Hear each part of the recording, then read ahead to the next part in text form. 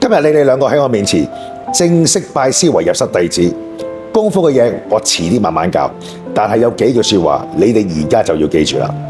遇到對你唔好嘅人，唔使急住嬲住，你可以行開，唔好將啲恨意放喺心裏面，心俾個恨霸住咗，就冇位裝功夫同埋智慧啦。失敗唔係最可怕嘅，最可怕嘅你就係為咗失敗去找藉口，輸咗就要認，認咗就去改，改完就起翻身，呢一個先係武者有嘅骨氣。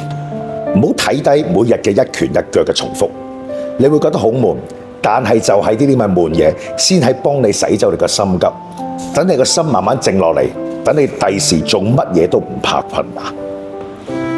將來你會遇到好多嘅誘惑，有人問你學泰拳揾幾多錢，可唔可以出名？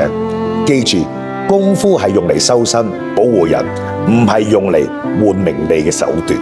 輸咗係冇問題嘅，喊都冇問題，但係你要識問自己，我下次點樣可以做好啲？咁你就大個仔啦。依家你兩個係師兄弟，即係一家人。如果一個喊，另一個幫手遞紙巾；一個贏，你另一個就幫手拍手掌。做唔做到？如果有人問你學功夫做乜嘢，你話我用嚟保護我最中意嘅人，呢個答案就係最型噶啦。第時你功夫叻過師傅，師傅會好開心。